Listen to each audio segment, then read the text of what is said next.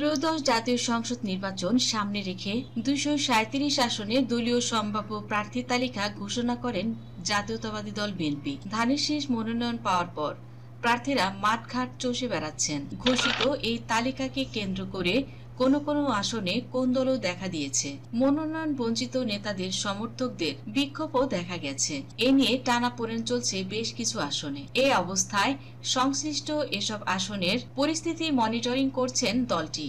তবে দু এক জায়গায় কিছু সমস্যা হলেও এটি ধীরে ধীরে ঠিক হয়ে যাবে বলে মনে করছে বিএনপির হাইকমান্ড। তাই ঘোষিত তালিকায় বড় কোনো পরিবর্তন আনবে না তারা। দলীয় সূত্রে জানা গেছে, পরিস্থিতি বিবেচনায় প্রয়োজনে কিছু আসনে পরিবর্তন আনা হতে পারে, তবে সেটা খুব বেশি নয়। এদিকে ফ্যাসিবাদ বিরোধী যুগপৎ আন্দোলনের শরিকদের আসন বন্টন নিয়ে দ্রুত সিদ্ধান্ত নেবে বিএনপি। তবে সংশোধিত গণপ্রতিনিধিত্ব আদেশ অনুযায়ী জোট শরিকদের নিজ দলের প্রতীকে ভোট করার বিধান ভাবাচ্ছে বিএনপিকে। তাই মিত্রদের আসন বন্টনের ক্ষেত্রে প্রতিদ্বন্দ্বী দলের প্রার্থিতার পাশাপাশি এই বিষয়টিও গুরুত্ব সহকারে নিয়েছে দলটি। বিএনপির একাধিক সূত্র জানিয়েছে, দল ঘোষিত প্রার্থী তালিকার মধ্যে যেসব প্রার্থীকে নিয়ে কোনো প্রশ্ন নেই, সেগুলো বাদে বাকি আসনগুলোতে মনোনয়নপ্রাপ্ত প্রার্থীর অবস্থান যাচাই করা হচ্ছে নিরপেক্ষ প্রতিষ্ঠান দিয়ে।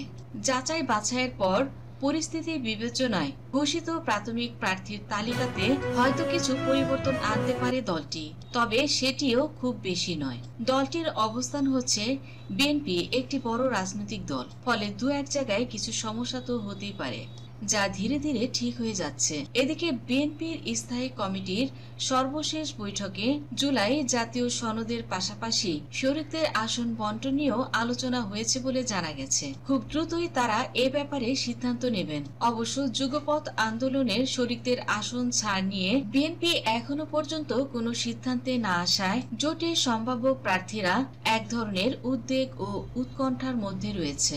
এদিকে বিএনপি থেকে এও সিদ্ধান্ত এসেছে, কিছু আসনে প্রার্থী পরিবর্তন করবে বিএনপি। দলে দেখা দিয়েছে তীব্র বিতর্ক। ধানের শীষের প্রতীক পাওয়ার পর মাঠে নেমেছেন প্রার্থীরা। অনেক আসনেই মনোনয়ন বঞ্চিত নেতারা ক্ষোভে ফুঁসছেন।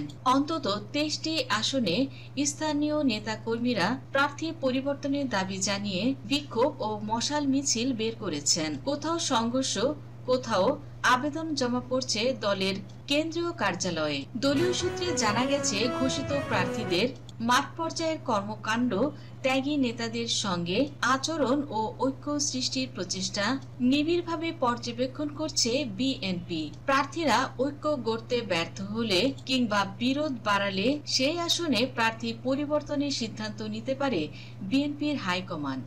সাতক্ষীরা, ময়মনসিংহ, ব্রাহ্মণবাড়িয়া, সিলেট, চট্টগ্রাম, নারায়ণগঞ্জ, নাটোর ও কক্সবাজার সহ বেশ কয়েকটি জেলায় মনোনয়ন পুনর্বিবেচনার দাবি উঠেছে।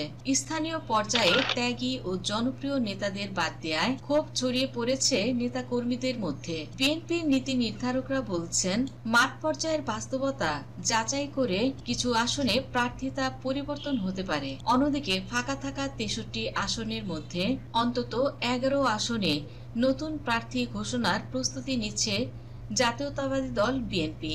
এই আসনগুলো প্রায় চূড়ান্ত পর্যায়ে রয়েছে। চলতি মাসের শেষে গুলশানের বিএনপির চেয়ারপারসনের কার্যালয়ে শরিক দলের সঙ্গে বৈঠকের পর প্রার্থীদের নাম ঘোষণা করা হবে বলে জানা গেছে। বিএনপির স্থায়ী কমিটির সদস্য ইকবাল হাসান মাহমুদ টুকু বলেন, কয়েকটি আসনে ক্ষোভ থাকতেই পারে, আমরা বিষয়টি গুরুত্ব সহকারে দেখছি।